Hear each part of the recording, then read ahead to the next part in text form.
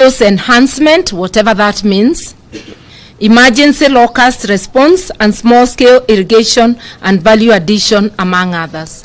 What we are saying is that if these provisions are genuine, agriculture being a devolved function, these monies would be devolved to the county, but not left at the center with lofty-sounding words just to be siphoned by the corruption cartels. Where there has been inflation, we must now prepare for hyperinflation. With the new raft of taxes approved yesterday, especially the fuel tax, we must prepare that even the little that remained of our monies will simply vanish. To our MPs who fought gallantly for the people in these times of difficulty, we salute you and we celebrate you. We believe Kenyans do too.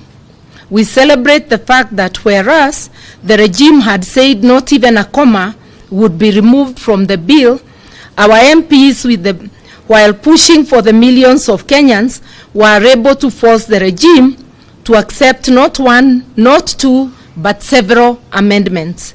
Sadly, those amendments did not include the dreaded double taxation, double rise in taxation of fuel, which is going to have a ripple effect on the cost of living. The amendments managed by our gallant MPs were not enough to guarantee the kind of life Kenyans desire. To the MPs who knowingly supported a bill overwhelmingly rejected by Kenyans, we say to you that the jury is out. Your day of reckoning will come.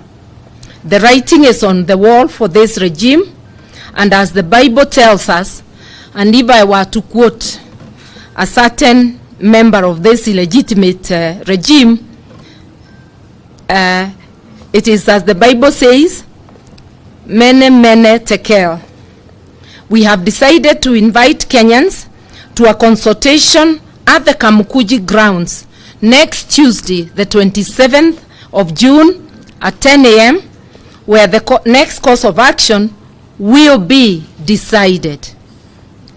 Whenever, as a people, we have come together, we have always found a solution, even to our worst problems. This time will be no different. We believe that in the end, it is the people's voices that will prevail. The only time we have suffered longer than we should is only when we have allowed dictators to rule longer than they should. And it is only when divide and rule succeeds. We must not let that to happen. The people can never be helpless in their own country against rogue leadership. Not in a democracy like ours, and not in the dictatorship they are trying to create. We want to remind Kenyans, our constitution, in the very first article, gives sovereignty to the people, which the people, even when they donate it to parliament, to the executive, or to any other organ, the people still retain the residual sovereignty, which we are asking people, let us come together next Tuesday, let us decide what kind of life we want to live. Thank you and God bless. And His Excellency, Raila Amolo Odinga, the people's president and our leader, is out on a short trip. He will be back by the meeting on Tuesday, and so is my brother, His Excellency Kalonzo Musyoka. Two other principals are in Western Kenya today, that is Oparanya and Wanjakoya. But those of us who are present, we represent the entire Azimio side, fraternity. Asanteni sana, God bless. Very good. Thank you. Do you have any questions? Yeah, yeah.